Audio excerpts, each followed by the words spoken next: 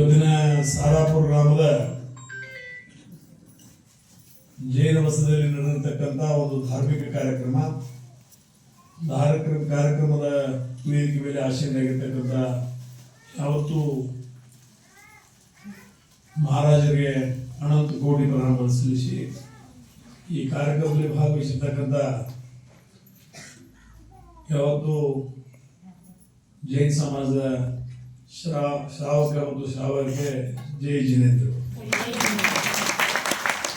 ವಿಶೇಷವಾಗಿ ಮನುಷ್ಯ ಹುಟ್ಟುವಾಗ ಯಾವ ಧರ್ಮ ತಗೊಂಡು ಹುಟ್ಟಿಲ್ಲ. ಮನುಷ್ಯ ಹುಟ್ಟಬೇಕಾದ್ರೆ ಮಾನವ ಕುಲ ಇಟ್ಕೊಂಡು ಹುಟ್ಟಿದಾನೆ, ಮನುಷ್ಯತ್ವ ಇಟ್ಕೊಂಡು ಹುಟ್ಟಿದಾನೆ. ಆದರೆ ನಾವು ಮೃತ್ಯು ಆದಾಗ ಯಾವ ಧರ್ಮನೂ ನಮ್ಮ ಜೊತೆ ಒಯ್ಯೋದಿಲ್ಲ, ಮನುಷ್ಯತ್ವ ಮಾತ್ರ ಒಯ್ತೀವಿ. ಅಂದರೆ ಜೀವನದಾಗ ಇವತ್ತು ನಾವೆಂದು ಹುಟ್ಟುತ್ತೀವಿ ಅಥವಾ ನಾವೆಂದು ಕಣ್ಣು ತೆಗಿತೀವಿ, ಎಂದು ನಾವು ಹುಟ್ಟಿ ಕಣ್ಣು ತೆಗಿತೀವಿ ಮೊದಲು ನಮಗೆ ಕಾಣೋದು ಮೃತ್ಯು, ಮೊದಲು ನಮ್ಗೆ ಕಾಣೋದು ಸಾವ. ನೀವು ತಿಳ್ಕೊಬೋದು, ನನಗೆ 100 ವರ್ಷ ಐತಿ, 80 ವರ್ಷ ಐತಿ, ದೇವ್ರು ಎಷ್ಟು ಕೊಟ್ಟ. ಆದ್ರೆ ಪ್ರತಿ ಮಿನಿಟ್, ಪ್ರತಿ ಸೆಕೆಂಡ್, ಪ್ರತಿ ತಿಂಗಳ, ಪ್ರತಿ ವರ್ಷ ನಮ್ಮ ಆಯುಷ್ ಕಡಿಮೆ ಮಾಡ್ಕೋದು. ಸಾವು ನಿಶ್ಚಿತ, ಹುಟ್ಟು ಆಕಸ್ಮಿಕ, ಸಾವು ನಿಶ್ಚಿತ. ಆದ್ರೆ ಹುಟ್ಟು ಸಾವಿನ ನಡುವೆ ನಾವು ಧಾರ್ಮಿಕವಾಗಿ ಸಮಾಜಮುಖಿಯಾಗಿ ಏನು ಕೆಲಸ ಮಾಡಿದೀವಿ ಅನ್ನೋದು ಬಹಳ ಮುಖ್ಯ. ಈಗ ನಾನು ನಾಳೆ ಸಾಯ್ಬೋದು, ನೀವು ಸಾಯ್ಬೋದು. 2 ಶಬ್ದ ಅಂತಾರ, ಸಮಾಜ 2 ಶಬ್ದ ಅಂತಾರ. ಚಲೋ ಇದ್ದ, ಇನ್ನೊಂದು 4 ಒಬ್ಬತ್ತು ಇರಬೇಕಾಗಿತ್ತು. ಇಲ್ಲ ಒಂದು ಈಗ ಸಾಯಿ ಬಂದು ಇನ್ನೊಂದು 10 ವರ್ಷ ಮೊದಲು ಸತ್ತಿದ್ರೆ ಊರು ಚಲೋ ಉಳಿತಿತ್ತು. 2ರೊಳಗೆ 1 ಗಂಟೆ ನಮ್ಗೆ ಅಣತ, ಮುಂದೆ ಅಣದ ಹೋದ್ರು ಹಿಂದೆ ಅಣತ. ಆದ್ರೆ ಅದ್ರೊಳಗೆ ನೀವು ಯಾವ್ದು ಬಯಸ್ತೇವೆ? ಆ ಒಳ್ಳೆಯದು ಬಯಸ್ಬೇಕಾದ್ರೆ ಮಹಾರಾಜರು ಹೇಳಿದ ಮಾರ್ಗದರ್ಶನದಲ್ಲಿ ತಾವೆಲ್ಲ ನಡಿಬೇಕಾಗ್ತದೆ ಅನ್ನೋದ ಎಲ್ಲ ನನ್ನ ಶ್ರಾವಕಿಯರಲ್ಲಿ ವಿನಂತಿಯನ್ನ, ಪ್ರಾರ್ಥನೆಯನ್ನು ಮಾಡ್ತಾರೆ. ವಿಶೇಷವಾಗಿ ಜೈನ ಧರ್ಮದ ಬಗ್ಗೆ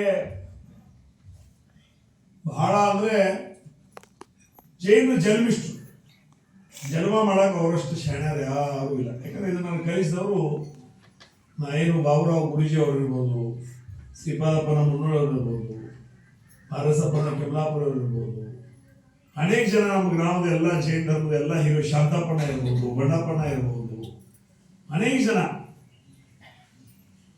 ಮಾರ್ಗದರ್ಶನ ಮಾಡಿದ್ದಾರೆ. ಇದೇ ಪರಮ ಪೂಜರು ಹೇಳಿದ್ರು, ಮಹಾರಾಜರು ಹೇಳಿದ್ರು, ಎಲ್ಲರೂ ವಿಡಿಯೋದು ನೋಡಿ ಅವರು ಹಿಂಗೆ ಮಾತಾಡ ಅಂತ ಹೇಳಿದ್ರು. ಆದರೆ ಒಂದು ನನಗೆ ಇವತ್ತು ಜೈನ ಧರ್ಮದ ಬಗ್ಗೆ, ಯಾಕಂದ್ರೆ ಇವರು ಕರ್ನಾಟಕ ಉಳಿದಿದ್ದು, ಭಾರತ ದೇಶ ಉಳಿದಿದ್ದು ಕೇವಲ ಜೈನ ಧರ್ಮದಿಂದ. ಚಪ್ಪಾಳೆ ಹಿಡಿತೀರಿ, ಯಾವ ಪುಸ್ತಕ ಓದುದಿಲ್ಲ. ಇವತ್ತು ಚೋಳರು, ಗಂಗರು, ಕದಂಬರು, ರಾಷ್ಟ್ರಕೂಟರು ಇವರೆಲ್ಲ ಜೈನ ಸಮಾಜದಿಂದ ಬಂದಿರತಕ್ಕಂಥವ್ರು. ಅವರು ಒಂದು ಬೇಕಾದಷ್ಟು ವಜ್ರ, ವೈಡೂರ್ಯ ಏನೆಲ್ಲ ಇತ್ತು ಅವ್ರ ಕಡೆ. ಆದ್ರೆ ಜೈನ ಧರ್ಮವನ್ನ ತಪ್ಪದೇ ಪಾಲಿಸಲಿಕ್ಕೆ ಬರ್ತಕ್ಕಂಥ ಜಿಯೋ ಅವ್ರ ಜೀನೇದು. ನೀವು ಬದುಕ್ರಿ, ನಮ್ಮನ್ನು ಬದುಕಾಗ್ತದೆ. ನೀವು ಕನ್ನಡ ಮಾತಾಡಿದ್ರಿ ಮಾತಾಡಿ, ನೀವು ಹಿಂದಿ ಮಾತಾಡಿದ್ರಿ ಮಾತಾಡಿ, ನೀವು ತೆಲುಗು ಮಾತಾಡಿದ್ರಿ ಮಾತಾಡಿ, ನೀವು ತಮಿಳು ಮಾತಾಡಿದ್ರಿ ಮಾತಾಡಿ, ನಿಮ್ಗೆ ಏನು ತಿಳಿತೈತೆ ಅದು ಮಾಡಿ.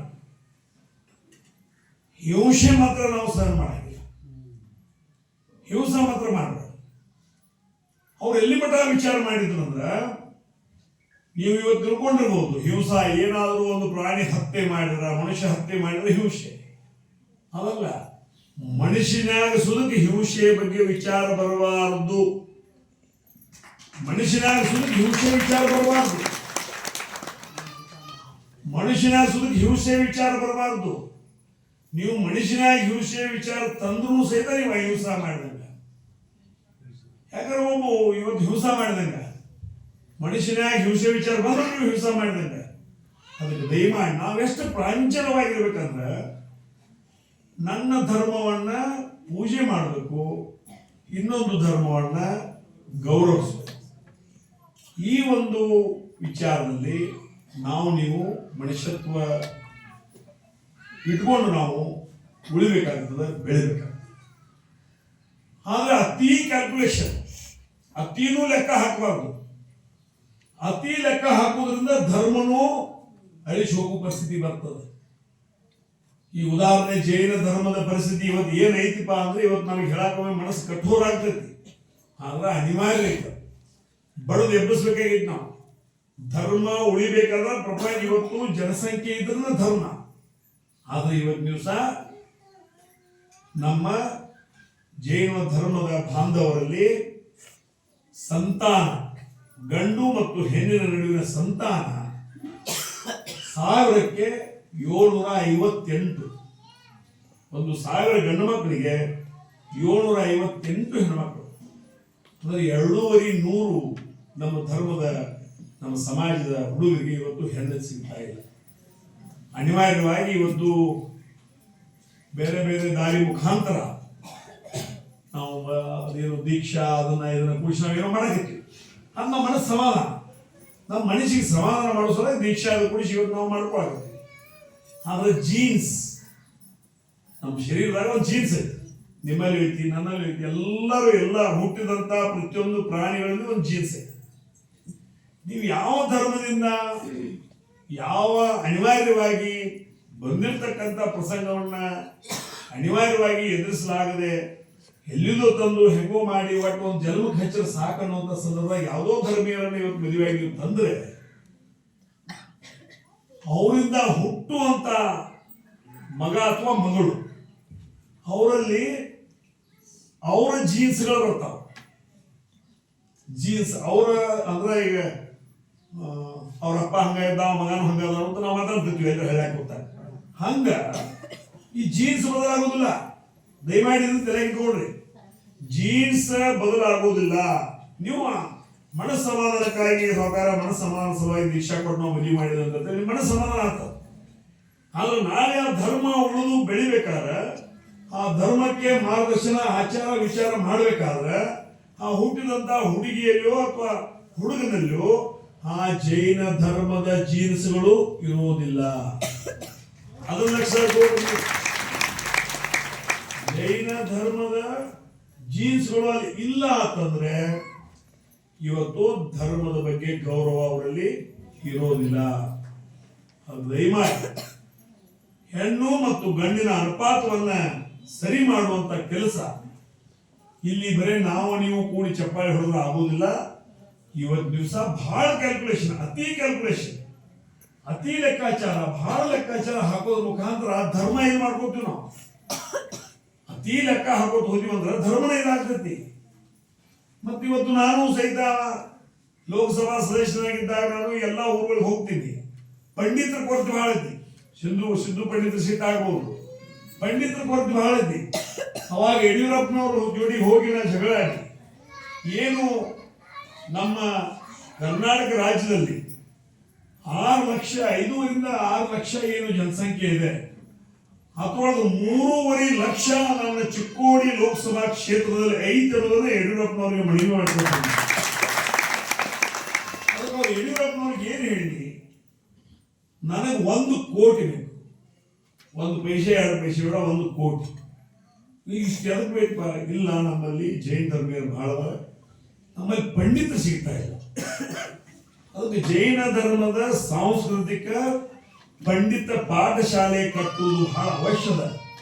ಮತ್ತು ಪಂಡಿತರು ಸಿಗಲಿಲ್ಲ, ಜೈನ ಧರ್ಮದಾಗ ಪಂಡಿತರು ಸಿಗಲಿಲ್ಲ, ನಮೋಕಾರ ಮಂತ್ರ ಬರಲಿಲ್ಲ, ಅಥವಾ 24 ತೀರ್ಥಂಕರ ಹೆಸರುಗಳು ನಿಮಗೆ ಬರಲಿಲ್ಲ, ಅಥವಾ ಆ ಪರಂಪರೆಯಲ್ಲಿ ನೀವು ಬೆಳಿಲಿಲ್ಲ ಅಂತಂದ್ರೆ ಇವತ್ತಿನ ದಿವಸ ನಾಳೆ ಧರ್ಮ ಅಧೋಗತಿಗೆ ಹೋಗ್ತದೆ. ಅದರ ಸಲುವಾಗಿ ಅದನ್ನು 1 ಕೋಟಿ ನೀವು ಕೊಡಲೇಬೇಕು ಅಂತಂದಾಗ 1 ಕೋಟಿ ಕೊಟ್ಟರು. ಅದನ್ನು ತಂದು ಹೊಸ ದಕ್ಷಿಣ ಭಾರತ ಜೈನ ಸಭಾ ಅಧ್ಯಕ್ಷರಾಗಿರ್ತಕ್ಕಂಥ ಹಿರಿಯರಾಗಿರ್ತಕ್ಕಂಥ ದಿವಂಗತ ರಾವ್ ಪಾಟೀಲ್ಗೆ ನಾವು 1 ಕೋಟಿ ರೂಪಾಯಿ ಚೆಕ್ ಅನ್ನು ಕೊಟ್ಟಿ ಅವ್ರಿಗೆ ಮತ್ತೆ ಹೇಳಿ ನಾವು ಕಡಿಮೆ ಇದ್ರೆ ಮತ್ತೆ ಅದು ಕೊಡ್ತಾರೆ. ಆದ್ರೆ ಜೈನ ಧರ್ಮದ ಸಾಂಸ್ಕೃತಿಕ ಪಂಡಿತ ಪಾಠಶಾಲೆ ಕಟ್ರಿ ಅಂತ ಹೇಳಿ ಅದು ಈ ಸಮುದಾಯ ತಾವು ನೋಡ್ಬೋದು. ನಾ ಹೇಳಿ ಖರೆ ಮತ್ತೆ ಅದನ್ನ ಏನ್ ಮಾಡ್ರು ಅವರು ಮತ್ತೊಂದು ಕಲ್ಯಾಣ ಮಂಟಪ ಕಟ್ಟಿದ್ರು. ಈ ಸೌಂಡಿ ಮುಂದೆ ಏನೈತಿಲ್ಲ ನೀವು ಹೋಗ್ಬಿಡ ಮತ್ತೆ ಗುಡಿ ಒಳಗೆ ಲಗ್ನ ಆಗ್ತಾವ ಹೊರಗಡೆ ಆಗ್ತದೆ. ಈ ಹೊರಗೆ ಏನು ಕಟ್ಟಿಲ್ಲ ಅದು ಮೊದಲು 1 ಕೋಟಿ ನಾ ಸಾಂಸ್ಕೃತಿಕ ಪಂಡಿತ ಪಾಠಶಾಲೆ ಕಡಿಸೋಕೆ ಕೊಟ್ಟದ್ದು ಮತ್ತೆ ಅದನ್ನು ಕಲ್ಯಾಣ ಮಂಟಪ ಮಾಡಿದ್ರು. ಸಾವುಕಾರ ಗಡಿ ಮಾಡ್ತಾವ್ರು ಮತ್ತೆ 50 ಲಕ್ಷ ತಂದು ಕೊಟ್ಟಿ. ಉದ್ದೇಶ ಇವತ್ತು ಲಿಂಗಾಯತರನ್ನು ಹಂಗೆ ಸ್ವಾಮಿಗಳು ಸಿಗುವಾರ, ಪಂಡಿತರು ಸಿಗುವರು, ಸ್ವಾಮಿಗಳು ಸಿಗುವರು, ಅದು ಉಳಿಸಿ ನಾವು ಬೆಳೆಸಬೇಕಾಗಿ. ಆ ಒಂದು ನಿಟ್ಟಿನಲ್ಲಿ ಇವತ್ತು ಮಹಾರಾಜರಿಗೆ ಹೇಳುವುದು ನಮ್ಗೆ ದೊಡ್ಡ ಬಾಯೋ ಸಣ್ಣ ಬಾಯೋ ಗೊತ್ತಿಲ್ಲ, ಆದ್ರೆ ಅನಿವಾರ್ಯ ಧರ್ಮ ಉಳಿಬೇಕಾದ್ರೆ ಇವತ್ತು ದಿವಸ ನಮ್ಮ ಅನುಪಾತ ಸರಿಯಾಗ ಅನುಪಾತ ಸರಿಯಾಗಬೇಕಾದ್ರೆ ನೀವು ಪ್ರಸಾದಕ್ಕೆ ಹೋಗ್ತೀರಿ, ಮಹಾರಾಜರು ಪ್ರಸಾದಕ್ಕೆ ಹೋಗ್ತಾರ, ಯಾರ ಮನ್ಯಾಗ ಹೆಣ್ಣು ಹಾಡ್ತಾರ ಅವ್ರ ಮನೆಗೆ ಅಟ್ಟ ಪ್ರಸಾದ ಹೋಗ್ರಿ.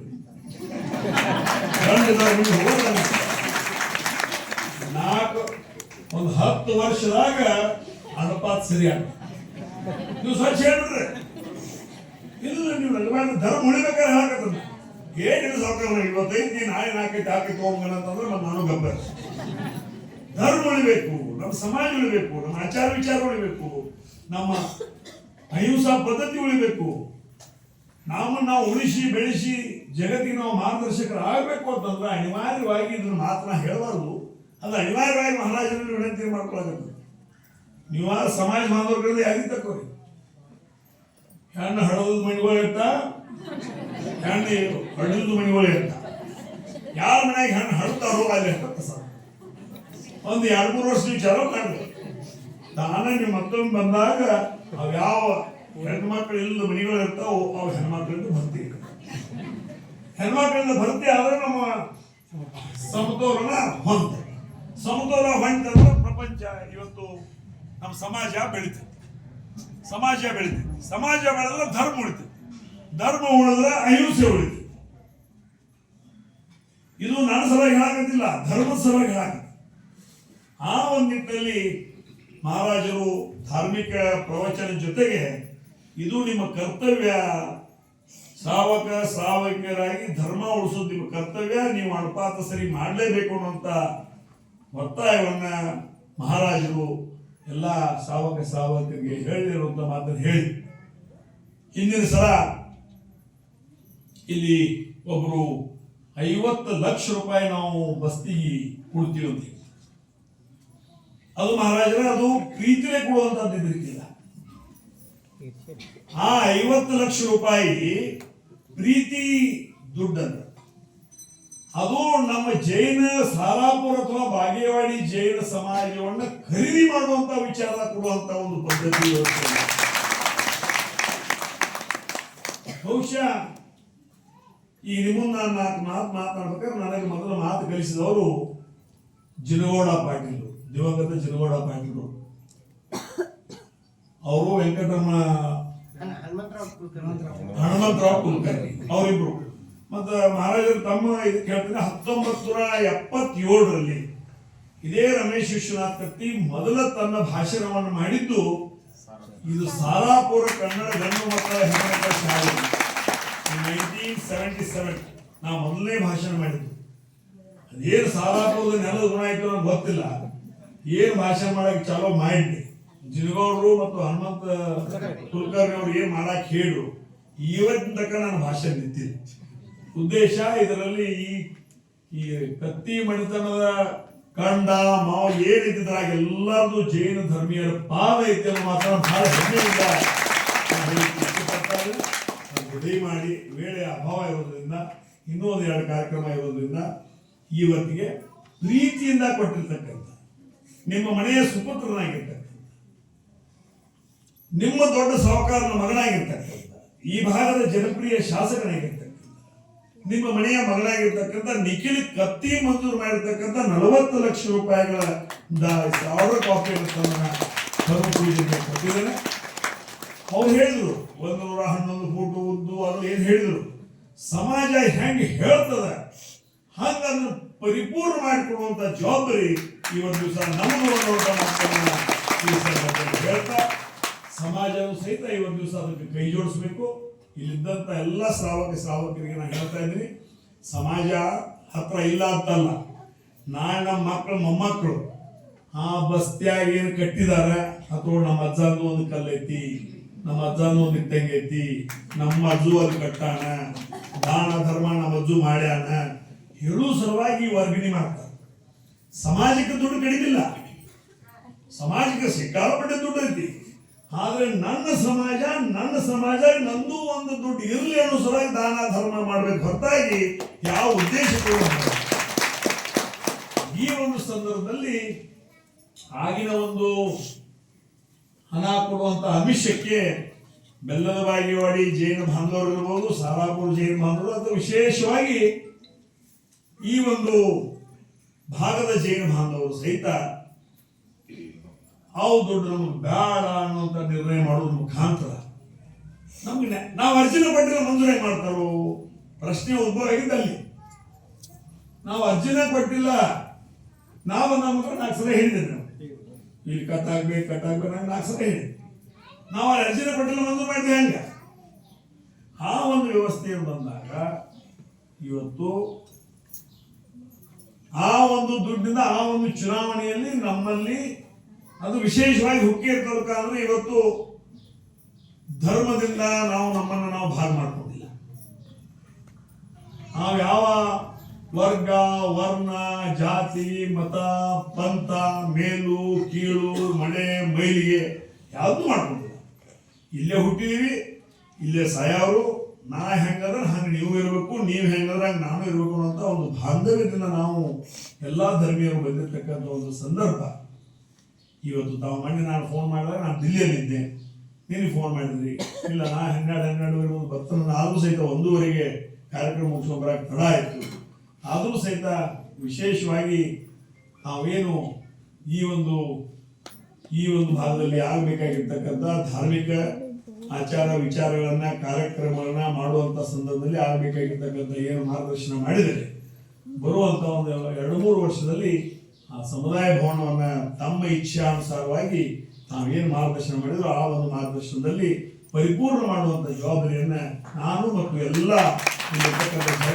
ಧರ್ಮೀಯರು ನಾವು ತಗೋತೀವಿ ಅನ್ನೋ ಮಾತನ್ನ ಈ ಸಂದರ್ಭದಲ್ಲಿ ಹೇಳ್ತಾ, ಇವತ್ತಿನ ಕಾರ್ಯಕ್ರಮಕ್ಕೆ ನಾನು ಬಂದಾಗ ನನ್ನ ವಿಚಾರಗಳನ್ನು ಯಾರಿಗಿರೋ ತಪ್ಪನಿಸಿದ್ರು ದಯಮಾಡಿ ನನಗೆ ಕ್ಷಮಾ ಮಾಡಿ, ನಿಮ್ಮ ಮಗ ಅಂತ ಹೇಳಿ ನನ್ನ ವಿಚಾರಗಳನ್ನು ನಿಮಗೆ ಹಂಚ್ಕೊಂಡಿದ್ದೀನಿ. ನನಗೆ ಧರ್ಮ ಉಳಿದು, ಅದು ವಿಶೇಷವಾಗಿ ಏನು ಧರ್ಮ ಉಳಿದು, ಯಾಕಂದ್ರೆ ಪ್ರಪಂಚ ಬದುಕಿದ್ದರ ಅವ್ರ ಮೇಗಿಂತ ಅದು ನಿಮ್ಮ ಪುಸ್ತಕ ಯಾರು ಓದಂದ್ರೆ ನಾವು ಭಾಳ ಹೆಚ್ಚು ಹೇಳಕ್ ಹೋಗಂಗಿಲ್ಲ. ಈ ಪುಸ್ತಕ ನಾವು ಓದಿದ್ರೆ ಹೆಂಗೆ ಬಂದ್ರು, ಯಾರು ಬಂದ್ರು, ಏನು ಬಂದ್ರು, ಕನ್ನಡ ಭಾಷೆ ಉಳಿಬೇಕಾದ್ರೆ, ಕನ್ನಡ ಮರಾಠಿ ಎರಡೂ ಉಳಿಬೇಕಾದ್ರೆ ಇವತ್ತು ಜೈನ ಧರ್ಮೀಯರ ಕೊಡುಗೆ ಬಹಳ ದೊಡ್ಡ ಅಪಾರ. ಅಷ್ಟು ಕೊಡುಗೆ ದೊಡ್ಡ ಅಪಾರವಾಗಿರ್ತಕ್ಕಂಥ ಕೊಡುಗೆಯನ್ನು ಯಾರು ಕೊಟ್ಟಿಲ್ಲ. ಆದರೆ ಜೈನ ಧರ್ಮ ಅಷ್ಟು ದೊಡ್ಡದಾಗಿ ಅಪಾರವಾಗಿರ್ತಕ್ಕಂಥ ಕೊಡುಗೆ ಕೊಟ್ಟಾಗ ಹಳೆಗನ್ನಡ ಈಗಿನ ಕನ್ನಡ ವ್ಯವಸ್ಥಿತವಾಗಿ ಉಳ್ಕೊಂಡು ಬಂದದ ಅನ್ನೋಂಥ ಮಾತನ್ನು ಈ ಸಂದರ್ಭದಲ್ಲಿ ಹೇಳ್ತಾ, ನಾವೆಲ್ಲ ಇವತ್ತಿನ ಕಾರ್ಯಕ್ರಮಕ್ಕೆ ನಾನು ಬಂದು ದರ್ಶನವನ್ನು ಪಡೆದು ತಮ್ಮನ್ನೆಲ್ಲ ಮಹಾರಾಜರ ದರ್ಶನ ಪಡೆದು 4 ವಿಚಾರಗಳನ್ನು ಹಂಚ್ಕೊಂಡಿದ್ದೀನಿ. ಧರ್ಮ ಉಳಿಬೇಕಾದ್ರೆ ಅನುಪಾತ ಸರಿಯಾಗಬೇಕು. ನೀವು ಅಲ್ಲೋ ಇಲ್ಲೋ ತಂದು ಮದುವೆ ಮಾಡಿದ್ರು ಸಹಿತ ಆ ಜೀನ್ಸ್ಗಳು ಅವು ಡೆವಲಪ್ ಆಗೋದಿಲ್ಲ. ಜೀನ್ಸ್ಗಳು ಡೆವಲಪ್ ಆಗಿಲ್ಲ, ಧರ್ಮಕ್ಕೆ ತೊಂದರೆ ಇನ್ನಿಲ್ಲ, ನಾಳೆ ತೊಂದರೆ ಮಾಡ್ತದೆ. ಅವ್ರು ನಾವು ಇರಾಕಿಲ್ಲ, ನಾವು ಇರ್ಬೋದು, ನಾವು ಇರಾಕಿಲ್ಲ. ಮುಂದಿನ ದಿನಮಾನದಲ್ಲಿ ತಪ್ಪು ಮಾಡಿ ಹೋಗಿವಪ್ಪ ಅನ್ನುವಂಥ ಭಾವನೆ ನಮ್ಮಲ್ಲಿ ಬರ್ತದೆ. ಅದು ದಯಮಾಡಿ ಆ ಒಂದು ನಿಟ್ಟಿನಲ್ಲಿ ಆಗದೆ ಪ್ರತಿಯೊಬ್ಬರ ಮನೆಯಲ್ಲಿ ಹೆಣ್ಮಕ್ಳು ಇರ್ಬೇಕು. ಮತ್ತು ಕಡೆಗೆ ಸತ್ತಾಗ ಗದ್ದ ದುಡ್ಡಿ ಹಿಡಿದು ಅವ್ರ ಗಂಡ ಹಿಡಿಬೇಡ ಅವ್ರು ಅಳುವುದಿಲ್ಲ. ಆತರು ಯಾಕೆ ಹೇಳ್ತಾರು, ಹೋಗಿ ಮಗನ ಹೋಗ ಸಾಲ ಮಾಡಿ ಹೋಗ್ಲಿ ಆತಾರ. ಹೆಣ್ಣು ಮಕ್ಕಳು ಯಾಕೆ ಹೇಳ್ತಾರಂದ್ರ ಅಪ್ಪ ಅವನಿರ್ತಕ್ಕ ಹಕ್ಕಿರ್ತದೆ. ಅಪ್ಪ ಅವ್ವ ಇರತಕ್ಕ ನನ್ನ ಮನಿ, ನಮ್ಮ ಅಪ್ಪ ನಮ್ಮ ಅವ್ವ ಅಥವಾ ಹಕ್ಕಿರ್ತದೆ. ಅಪ್ಪ ಅವ್ವ ಇಬ್ರು ಸತ್ ನಂತರ ಆ ಮನಿ ಜೋಡಿ ಕಳ್ಳ ಹರಿತೈತಿ, ಅದಕ್ಕೆ ತ್ರಾಸ ಮಾಡ್ಬೋದು. ಗದ್ದ ತುಟ್ಟಿ ಹಿಡಿದು ಯಾಕೆ ಹೇಳ್ತಾರ ಅಂದ್ರೆ ಬಂದ ಅಪ್ಪ ಅಂತ ಹೆಂಗನ್ಲಿ, ಅವ್ವ ಅಂತ ಯಾರು ಕೇಳಲಿಪ್ಪ ಅದಕ್ಕೆ ತ್ರಾಸ ಮಾಡ್ಕೊಂಡು ಹೇಳ್ತಾರ. ಈಗ ನಾವಿಲ್ಲ ಗಂಡ್ಮಕ್ಳ ನಮ್ಮನ್ನ ಹೇಳಿ 4 ಹೇಳಿ ನೋಡೋಣ, ನೀವು ಸಾಯಿದ್ರು ಬಳುಕು ಅಂತ. ಯಾಕಂದ್ರೆ ಬಂದು 1 ವರ್ಷ 6 ತಿಂಗಳಾಗ ಹೆಂಡತಿ ಮಕ್ಕಳ ಚಾಲು ಮಾಡ್ತಾರ. ನಿಮ್ಮ ಅವ್ರು ಇಡೋದನ್ನ ನಾನು ಇಡೋದು ಚಾಲು ಆತ. ಅಂದ್ರೆ ಇವೆಲ್ಲ ಸಂಸ್ಕಾರದ ಜಂಜಾಟ, ಸಂಸಾರದ ಜಂಜಾಟದಲ್ಲಿ ದಯಮಾಡಿ ಕಣ್ಣಿಗೆ ದೇವರ ದಿನ ಧರ್ಮ ಎಲ್ಲಾನು ಬೇಕು. ಆದ್ರೆ ಕಣ್ಣಿಗೆ ಕಾಣುವಂತ ದೇವರು ತಂದೆ ತಾಯಿ ಕಣ್ಣಿ ಕಾಣುವಂಥ ದೇವರು ತಂದೆ ತಾಯಿ ಅಕ್ಕ ತಂಗಿ ಅವರನ್ನ ಪೂಜಾ ಸಂರಕ್ಷಣೆ ಮಾಡೋದ್ರ ಮುಖಾಂತರ ಧರ್ಮವನ್ನು ಉಳಿಸಿ ಬೆಳೆಸಿ ಅಂತ ಮತ್ತೊಮ್ಮೆ ತಮ್ಮೆಲ್ಲರಲ್ಲಿ ವಿನಂತಿಯನ್ನು ಮಾಡಿಕೊಂಡು ಜೈ ಜಿನೇಂದ್ರ.